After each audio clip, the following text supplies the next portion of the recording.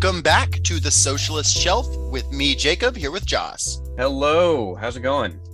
Yeah, and this week we are talking about Jurassic Park, the novel, often overlooked in favor of the much more famous movie. We actually hosted a Twitter poll based on all suggestions people have given us, and Jurassic Park won out. I'd like to say we had millions of votes, but it was actually in the billions when this was selected. No, it was we only had a small handful of votes, but we appreciate those who did vote. And I excited to talk about Jurassic Park. What about you, Joss? Yeah. We'll get to billions. Under socialism, this will be a mandatory podcast. That is true. That is true. It will be state sponsored and all the schools, all that sort of stuff. To hear our opinions on random novels. And yeah. Jurassic Park in particular is very near and dear to both our hearts. I would describe it as a cultural touchstone of our generation. I was born in 1993, the same year the book came out. So, I wouldn't have grown up with the book. But the movie would have been in my house. I love the movie. Yeah, exactly. The movie came out in 1993. The book came out in 1990.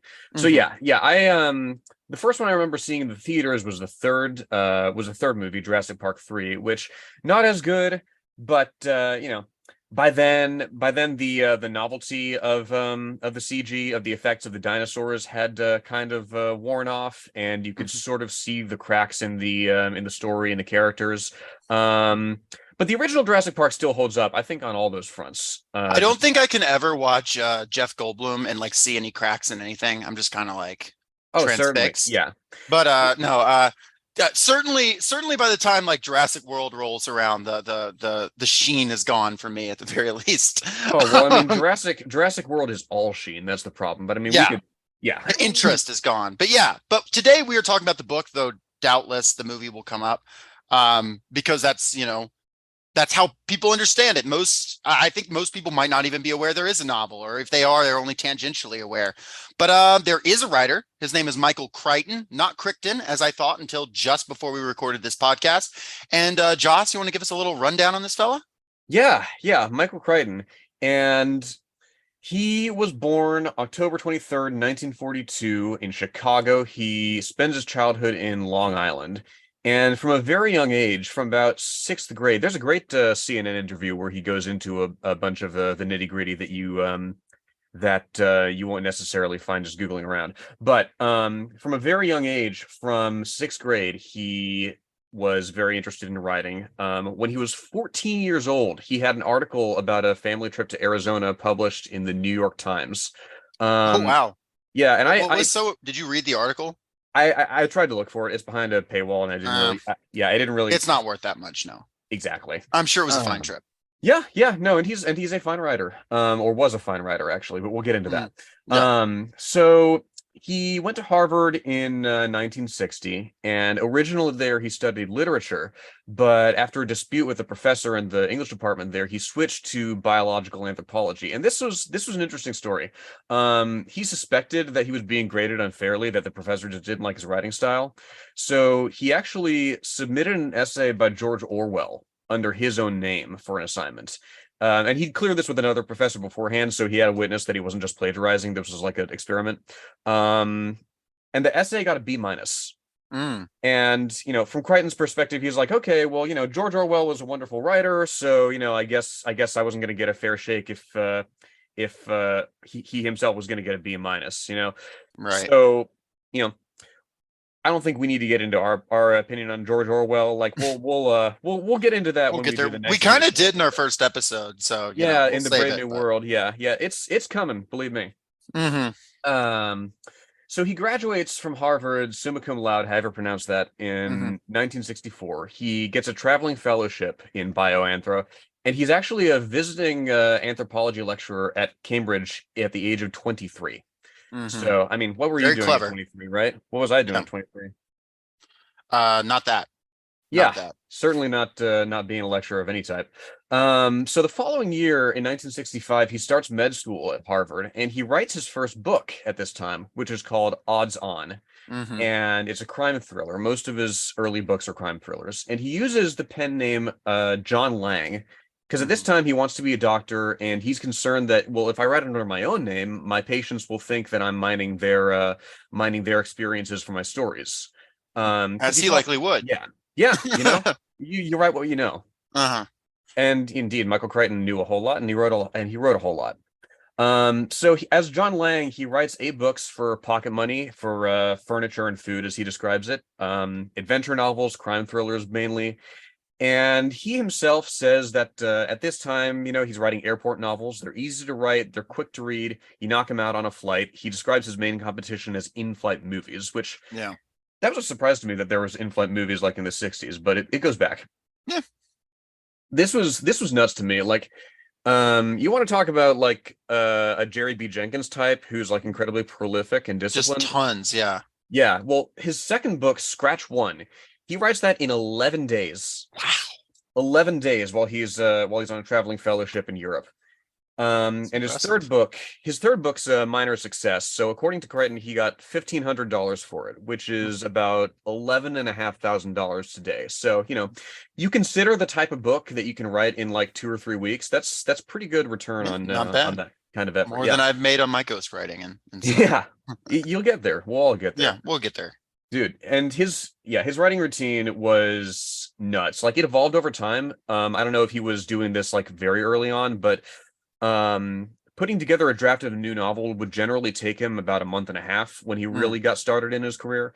And he was on a strict schedule that demanded he wake up increasingly early throughout the process. So by the end of a draft, he'd be sleeping from just 10 p.m. to 2 a.m. Right. Okay. And he wrote his early books at something like 10,000 words daily, which Holy cow. I struggle getting to like 1,500, so Yeah, that I mean that's I think 1,500. If I do 1,500 in a day, I feel like I've done good work. So 10,000, that is. yeah, that's nuts to me. You're But on yeah, some like Stephen King speed at that point. yes, Mhm. while not as prolific as King, he's certainly up there. His name is huge, and we'll get Mhm. into that. So his fourth book, A Case of Need, that's written under the name Jeffrey Hudson, and he takes that pseudonym from history. He takes it from a court dwarf in 17th century England by that name. Okay. Interesting. Have I mentioned that Crichton himself was 6'9"? No, you did not. But that is I that is huh. That was the name Jeffrey Hudson, right? Jeffrey Hudson, yeah. Yeah, yeah. I'm looking at the picture of the court dwarf and the Queen Henrietta Maria, right? Yeah, and Um, the story of this guy is wild. Like he gets challenged to a duel at one point, and the guy who challenges him shows up with a water gun because he doesn't take him seriously. And oh Hudson just like ices the guy, like shoots him directly between my the eyes. God. So was he choosing Jeffrey Hudson? Was it a joke or did he feel some relationship to him or do we know? Is literally just irony. This guy's a Yeah. dwarf, and Crichton was a giant. Yeah. Okay, But fair enough. but yeah, but yeah, I bring up A Case of Need because it represents a shift toward the Crichton that we're more familiar with. Hmm. Like it's still a thriller, but it's more explicitly science oriented. The protagonist is a doctor. His expertise is pivotal to the mystery that he's solving. And it's around this time, after 3 years of med school, that he realizes his true passion is indeed writing. Yeah. So he starts doing the Lovecraft thing, right? He starts publishing book reviews in the New York Times. He writes some criticism of Vonnegut's. Yeah, one of the Um, only guys I've ever read that didn't like Slaughterhouse Five. Yeah, I got to get around to reading Slaughterhouse Five. Fantastic. I've only read Mother Night. They're all good, but man, Slaughterhouse Five is something else. Mhm. Uh, but yeah, regardless, go on, go on. Yeah. So his first book that he publishes as Michael Crichton is The Andromeda Strain, Hmm. which was written in 1969. Um, he writes it over 3 years between his shorter projects, and it's a major success. The film rights sell for $250,000. This while he's in med school, right? Yeah. So like he's set, he's killing it. And he gets his MD that same year in 1969. He does a postdoc fellowship at the Salk Institute in La Jolla for a year, and he publishes three more of his airline books at this time. He also gets into supernatural stuff, like he Hmm. experiments with astral projection, with like clairvoyance. He speaks to psychics. He's he doesn't consider these things as like a replacement for science. Like he doesn't go full Gwyneth Paltrow, but like he decides that there's something to these phenomenon that we just haven't figured out yet. You I know, think that actually will tie in pretty interestingly to some of the things Malcolm says in the book a about like little bit. moving beyond science. I have a few thoughts on that when we Yeah, get into it. absolutely. Hmm. So around this time, he starts writing screenplays in the 70s. Some of his novels get adapted for film, for TV and movies. Binary becomes the movie Pursuit in 72. The Terminal Man becomes a film in 1974. And his directorial debut was actually Westworld in Mm. 1973, Yep. which was a surprise to me. I didn't know that he originated it. Yeah. Actually, cards on the table have not seen Westworld, the old one or the new one, Yeah, well, in neither the have dark on I. that. I got a buddy Yeah. who's super super into it, so I'm Oh I'm yeah, I know a sure. lot of people are. Yeah. It's interesting. He's able to take a year off after this movie comes out because it's a box office success, but the audience response isn't everything that he expects it to be. He Hmm. wanted it this time to express a message about corporate greed. It didn't really land. It's more remembered for the action. Right. Though, Right. the theme is certainly there, and certainly it comes back in the new one from what I understand. So I do think Westworld was one of the first movies to ever use CGI though, which is interesting. oh It's yeah. one of and so that would have been a decision he Mhm. chose, which is interesting. That actually makes me interested in watching the old Westworld. We should absolutely. Yeah. So he continues to write and direct through the 80s. He gets some hits, he gets some misses. And it's in 1990 that he publishes Jurassic Park, as I said. And this is based on a screenplay that he wrote actually back in 1983. Hmm. And how this comes about is late in 1989, he's shooting the shit with Steven Spielberg, and he tells him about it. Spielberg's interested. Spielberg's on board, and Universal actually gets the rights for Spielberg in May of 1990, 6 months before the book is published. Okay. So it's gonna be it's got weight behind it right off the bat, and he's a major enough figure at this point that he gets ultimately $2 million to adapt the book. He demands a 1.5 million fee, non-negotiable, for the rights, and then he gets paid an additional $500,000 to work on the screenplay. Man. Um, and the movie drops in 1993, and it So goes on 3 years to after the book, right? yes, yeah, three Hmm. years after the book, and it goes on to make $914 million. Mm. Which, yeah, $914 million is a lot now. This was $914 million in 1993, right? Right. And it gets in re-release 20 years later. It finally cracks a billion. This movie was huge. It was in large part responsible for the dinosaur craze of the 90s because of the sheer spectacle of it, because they nailed, both in terms of practical effects and CGI, they produced a vision of real dinosaurs And that that music, come on. Come yeah, oh on. yeah. John Yeah. Williams is still kicking around. That's amazing Oh to me. yeah. It's fantastic. Mhm. And yeah, and I mean, obviously there's a whole brand that comes out of it too. I mean, the sheer amount of shirts and posters and this and that. I mean, obviously now at Universal, you have a Jurassic Park. Like it's a huge intellectual property. Yes, yes, and it's everything that John Hammond in the book would have wanted it to be. Really, it really Yeah. is. It really is. So he goes from success to success, Crichton does. He goes on to create ER the following year. Hmm. He publishes The Lost World the year after that. The year after that, he writes the movie Twister. He writes the novel Airframe. It's hard to overstate just how big he was. Until noted transphobe J.K. Rowling came along, Hmm. he was bar none the biggest author in the world. Yep. He had in 1995 the country's #1 best-selling book, the #1 movie, and the #1 TV show. These were Lost World, Congo, and ER. And Insane. he repeated this in 1996. He had Airframe, he had Twister, again he had ER. Nobody else has managed that, let alone twice, 2 years in a row. I mean, On writing top of that, I mean, yeah, his directorial stuff. I mean, didn't he? I think he wrote and directed The Great Train Robbery as well. I know you hopped over that, but it's yeah, like Great Train so Robbery. you're talking about a guy who is like, worked with Steven Spielberg, Sean Connery, and also written and also done TV, and also went to med school. Like it's Oh yeah. the breadth on this guy is insane. Yeah, and he parlays that knowledge of his, that scientific background of his Mhm. into his works in a way that we'll get into. Yep. But yeah, he was huge. At his height, he was earning $100 million a year from his work. Man, Yeah. that is just, He man. and he dies pretty young. November 4th, 2008. He's only 66 of laryngeal cancer. It was kind of sudden because it was kind of a private struggle. Mhm. But yeah, he definitely, at the point that he died, he was definitely ahead, right? Yeah, He lived the life that I think every author dreams of pretty much. right. You Just know, well liked. He's a household name. His works continue to be adapted to this day.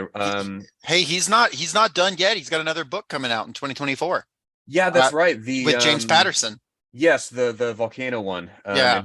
in Hawaii, which is funny because Hawaii is where Jurassic Park was filmed. Hmm. Yeah. I mean, So yeah, yeah, all he kinds of had stuff. some the about the only thing that I could say is really weird about him is he had, as we were discussing just recently, he had some really odd blind spots in his science. Really He quick was before you hop into that, yeah. I wanted to say one more thing. He also he also worked as a consultant in intellectual property law and worked on several video games. Just Yes, wanted to note that. yes, And yes, he I just did. wanted to note that before we got into some of the other stuff. It's just you talk about like a Renaissance man or whatever. It's just truly insane how much he did. And so before I just wanted to say how much respect I have for the mind he had before I, say some pretty negative things about him and also this book. Yes, yes, because it's so he was an avowed environmentalist. He recognized that neither major American party had the best interests of the planet at heart. They serve capital. Mhm. Um, he didn't believe in anthropogenic climate change. Yeah, which is He didn't interesting. believe, yeah, he didn't believe the science was there. Back when back when it was still called global warming Yeah, rather than climate change. He was definitely on the anti side of that debate. right. He latched onto some paper from 2002 about some areas of Antarctica experiencing cooling trends. Hmm. Now, I mean, that's not inconsistent with the global trend of warming. It happens unevenly around the world, but like I mean, the people who wrote this paper literally came out afterwards and said, yeah, this guy's taking us completely out of context and using it in a completely weird and kind of cranky way. What so yeah, it's so yeah, cooling trends are not inconsistent with the global trend of warming here and there.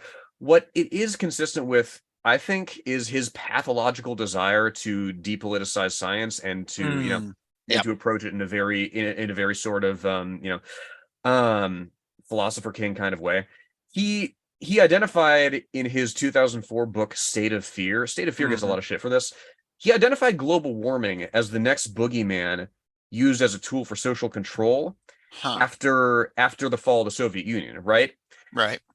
So instead of pivoting to because you and I would consider, okay, what's the next boogeyman after anti-communism? Oh, terrorism, right? The war on Right. terror. Yeah. No, he believes that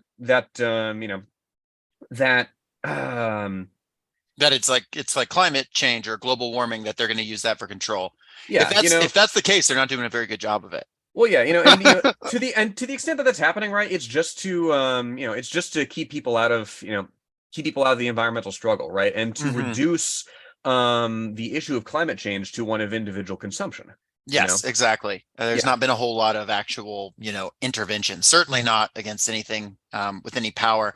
And and who knows what he would have thought if he had lived to today. Yeah. I don't know. It seems a lot of even the old heads who denied it are sort of eating their words today, or sort of saying, "Well, I never said it wasn't." So you might see who knows. But he did pass away. What, 2008 is when he died? Yeah, 2008. So, Hmm. yeah, Obama would have literally just been elected. Yeah, yeah, Um yeah. Interesting. So yeah, yeah, so this and he didn't die. I mean, he was 66, but he wasn't, ancient. So mhm. but yeah, that's fascinating guy. And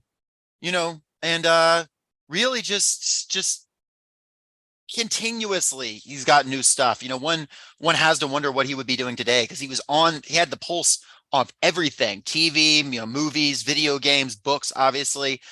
Always figuring out where to be at the right time. Like one wonders, would he be a TikTok influencer? I don't know.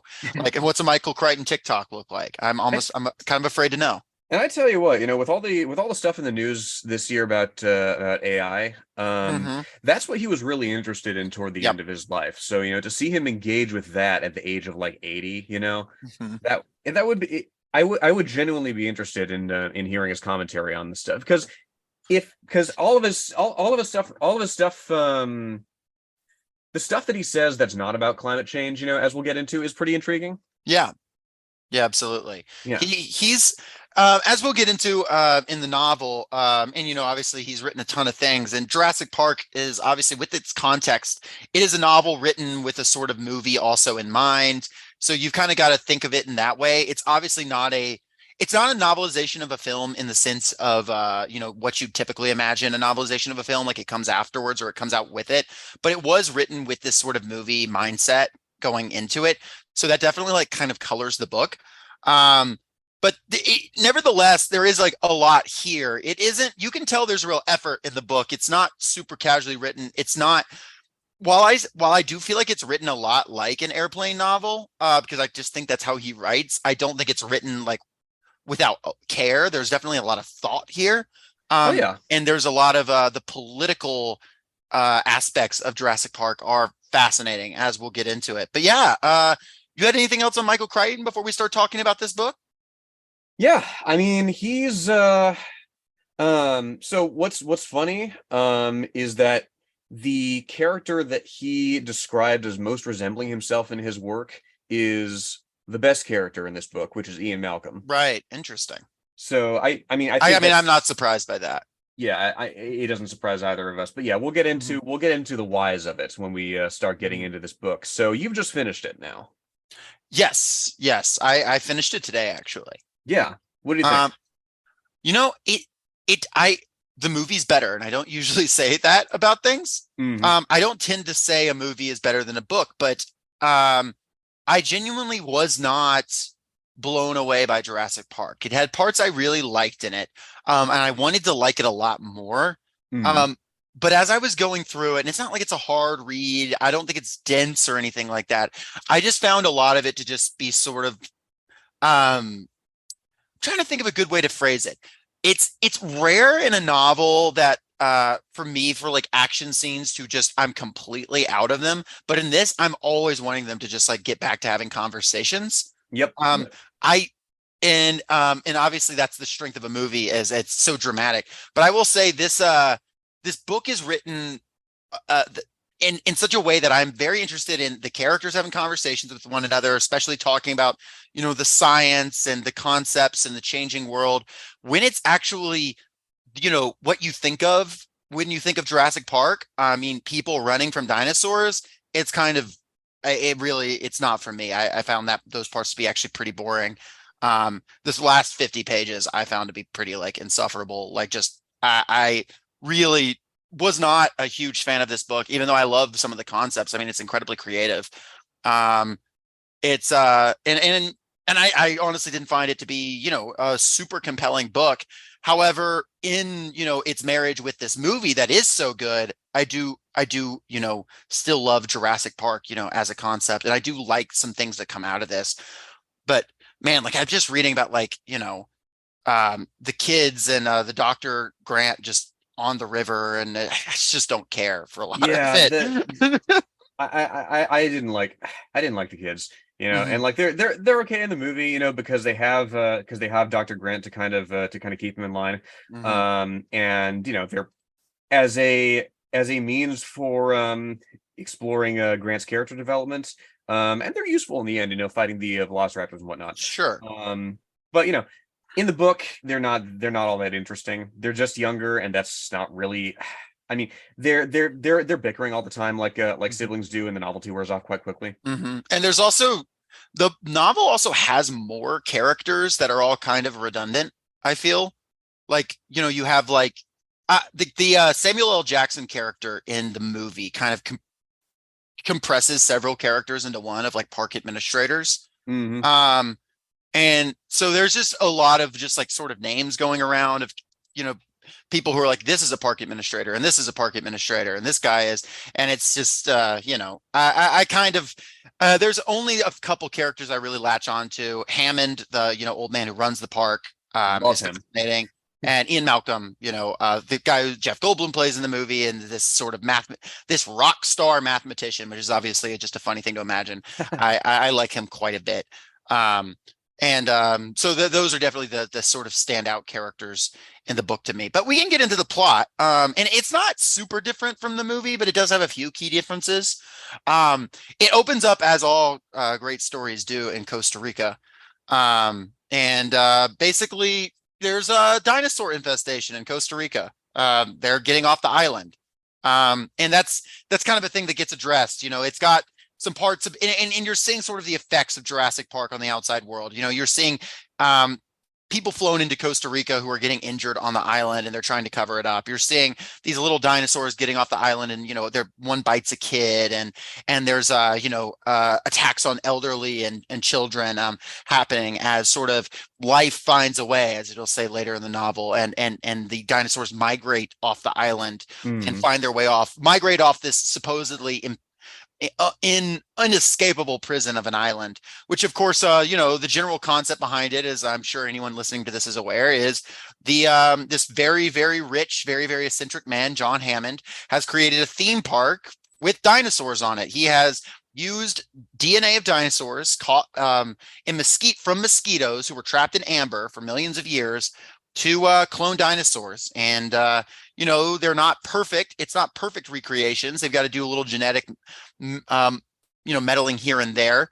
I think Michael Crichton is too interested in the science to just say, oh, it's perfectly preserved. And also, it does tie into the plot a little bit. But yeah, so they've created this, what's supposed to be the greatest attraction on Earth, or Jurassic Park. And of course, in this sort of very arrogant billionaire sense, this John Hammond, who sees himself as this savior of the world in a very Silicon Valley-esque way, has created what he thinks to be the greatest attraction in all of human history, and he can see no wrong with it, even though his employees here and there, even though they're all kind of lackeys and they're obviously on his payroll and they're all responsible ultimately, the upper level employees they all do kind of constantly warn him that there's, maybe issues. So the sort of central thesis of this is, due to issues on the island, due to some workers dying, to, velociraptor attacks, he's got to bring in some specialists on science and whatnot to, give the sign off and make sure everything's fine, keep the investors happy so they can get through another few months to their open. Yes, and these scientists are Dr. Alan Grant, who is a paleontologist working in the Badlands, and Dr. Ellie Sattler. She's a student of his. She's a paleobotanist. Yes, and then there's also, and then he also brings in Ian Malcolm, is brought in by his lawyer, and he's a mathematician who's been critical, and he basically is famous for having he's basically got he's well known for having chaos theory. He writes about chaos and how systems cannot be controlled and they will spin out of control. And the more complex the system, the more little tweaks will send them spiraling in one direction or another. And then you have that lawyer himself, which is Donald. Is it Gennaro? Is that how you say it? Gennaro? Gennaro, yeah. Gennaro. You have Donald Gennaro, the lawyer. Yes. Also brought in, and he works for a law firm that has a pretty large stake in Jurassic Park and is wanting to make sure their investment goes well. Yes, and there's another element to all this, of course, which is that Mr. Hammond is not the only game in town when it comes to dinosaur DNA, dinosaur cloning. Nope. His company InGen has a rival. What was the rival's company's name? I know it's Biosyn, yeah. And they reach out to disgruntled employee Dennis Nedry, played by the great Wayne Knight in the movie. Dennis Nedry is this software this computer software designer who's built the the framework for their entire island's security system, which is to be obviously incredibly elaborate because they're keeping literal dinosaurs. And Nedry is disgruntled for what seems to be actually good reasons. He's like he's been pushed too hard, and they won't pay him for all his work. They paid him a flat rate, and when he wanted to update stuff, they wouldn't pay him more for more work. And so he ended up being angry and agreeing to side with Engine's enemies, and deliver them frozen dinosaur embryos, Yes. leading to obviously some pretty chaotic and catastrophic results. Yeah. Yeah. Doesn't end up well for him. He doesn't get his money. Yeah, and the Spoiler alert. results, yeah, and the results of this research are actually from very early on. It's really interesting, because Mr. Hammond's, the billionaire's proof of concept that he uses to attract investors to Jurassic Park is this tiny elephant that's been like a dwarf elephant. yeah, a dwarf elephant that can fit on like a desk, right? And that you can keep as a pet.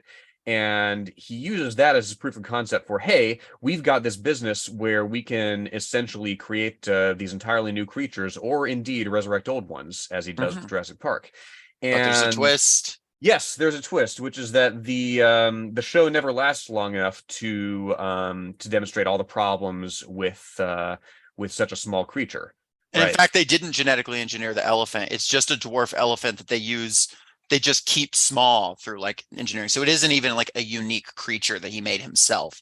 So it's, it's smoke and mirrors from the beginning. Yes. And Hammond, though, fully buys his own BS. Hammond is not some guy who is, I mean, he's cynical, yes, but he does believe in his heart of hearts that he is doing something fantastic, and that he is like a great man of history, and that he is a genius. And, to be clear, Hammond doesn't really do anything besides pay for stuff. Hammond is not a scientist. He is not, a designer of the park. He does not get the work done. He has, very brilliant men who work with him who get that done. He's just very good at hiring very talented people and then sort of taking credit for it. Not unlike, basically every single billionaire you can think of. Elon Musk. The world. Elon Musk, though, one Elon Musk, if he tried to make Jurassic Park, would 100% go this way. I don't think he would make. I mean, if he got to the dinosaur stage, I really think Elon Musk would. I'm just trying to imagine Elon Musk's Jurassic Park, and it's just like, oh man, the velociraptors, this, that, and the other. I mean, he would talk about the level of deniability that Hammond has the whole time. He's denying, like, oh, it's going to be better. It's going to be better. Like Elon Musk is going to be like, I'm going to make friends with the velociraptors myself and get eaten instantly. Which now that I'm thinking about it, maybe he should make Jurassic Park. Yeah, somebody should tweet at him. Yeah, there you go. He'd do it. He'd do it. But yeah, so you have this, and he's flying out. So he's flying in these scientists to come to, what is it, Isla Nublar? Is that the name of it? Isla Nublar, yeah. Isla Nublar. And this private island he owns off the coast of Costa Rica, and to come see the dinosaurs. And from the very beginning of them seeing it, first of all, just part of this is my criticism of the structure of the novel is, in the movie, you contrast it to the movie, you have this amazing reveal of the dinosaurs, right? It's just an all-time scene. You have the music, this, that, and the other. It's like very flat when they reveal it in the book. You know what it is ahead of time. There's no suspense. Everybody kind of understands ahead of time what's it going to be. They kind of let it trickle. You don't have this great, huge moment. They kind of see the dinosaurs and it's interesting, but it doesn't like really stop to revel in the majesty of the moment. And so it just from the beginning falls kind of flat for me. Like I never feel this wonder at Jurassic Park. From the beginning, it's always just kind of a sort of technical slog. It's not cinematic at all. Yeah, sorry. I mean, yeah, and sorry to cut you off, but I mean, I think you nailed it right there, though. That it's not cinematic. I think at this stage, I'll defend that particular point because, like, at this stage, the books, among this book's sins is that we're reading it after the film, right? Right. So it's difficult, I think, to really convey that. Well, it's not difficult to convey that sense of wonder in prose. I just don't think that's what Michael Crichton's going for. Like, because it's as you say, you're absolutely right. Like, you know from the beginning that there are dinosaurs about, and that it's that suspense that he's maintaining for the fact of it going wrong, right? Because the way that Crichton sort of drip feeds us the facts of the situation and what's going on is I think pretty neat, right? Because you get the flashes of the dinosaur encounters reported in Costa Rica. You get the half-eaten dinosaur corpse sent to that lab at Columbia University, and then you get like the results of that analysis faxed over to Alan Grant, right? So you Hmm. get that dramatic irony of like the reader know that there are dinosaurs, and you get to see it dawn on this paleontologist who's only ever known them as long dead creatures. So I it's just a don't feel like you yeah. get like a holy hell there are dinosaurs moment. Like even inside the brains of the characters, like they're interested, but it's even I don't know. I'm like even imagining Alan Grant, like what he should be feeling and Yeah. what we actually get. I just don't think it matches. Like, yeah, it's obviously a different structure and that's fine. But I do feel like there is just something to it that is so clinical that we never really get to revel in the fact that like there are dinosaurs. Like this is insane. Like it's all of them being like, yeah, we knew this was genetically possible. Like it's kind of, and maybe that's what Crichton's going for. But for me, that I don't know, maybe cheapens the wonder of it a little bit. What wonder there is, they get out of the way very quickly. Sure, sure. And there definitely is never, there definitely is never a question that the park is going to fail, which is fine. I don't know if that there's even intended to be suspense over that, but there definitely is never a question. The park is going to fail from the beginning. You know this. The book is framed through these what are they even called? Like they're every now and then there's a break and it'll have a image of like a fractal forming and it connects to Ian Malcolm's chaos theory. Um, Yes, yes. It's as I understand it, it's from a lecture or a dissertation that he's delivering about the inevitability of certain complex systems to spiral out of control in ways that we can't necessarily predict. right. And his concept, we can go ahead and talk about that. John Hammond does not like Ian Malcolm. Ian Malcolm is a critic. He says, hey, this concept's fantastic and amazing, but also impossible. And he, uses the example of a weather pattern, right? It's pretty simple for physics to describe if you throw a ball, what arc it'll go at if it's, consistent. But a weather pattern, the slightest detail change on this giant in these giant storms will change the weather so dramatically that there's just no way of knowing where it's going to go, which means that we can't, accurately predict the weather more than like a few hours ahead of time, and even then not perfectly. And his point behind that is a massive system like Jurassic Park is inherently unstable. And that also connects to his kind of view of everything. And the idea and this inherent skepticism that we can have this sort of handle over society and really anything because the breadth of the perspective it's so big that it's arrogance to predict the movement of anything. And Hammond sort of poo-poos this, and he's just like, no, we've got this, we've got our electric fences, we've got this and that, and Malcolm's being kind of a hater, correctly so, and is just saying, nah, like it's all going to fall apart, and It's of course it is. it's a Frankenstein sort of thing, isn't it? That Yeah, that there's only trouble to be had playing in God's domain. that is the end of part one of our Jurassic Park episode. If you enjoyed that, please go and follow us on social media at Socialist Shelf. Tell a friend, talk to some folks about it. If you really want to devote your whole life to our program, that's also allowed. Just little things, little things. But yes, we appreciate each and every person who listens to the Socialist Shelf, and we will be back next week with part two of Jurassic Park. Da da da da da, playing it out. Da da da da da da da da. Hopefully, I don't get like copyrighted on that.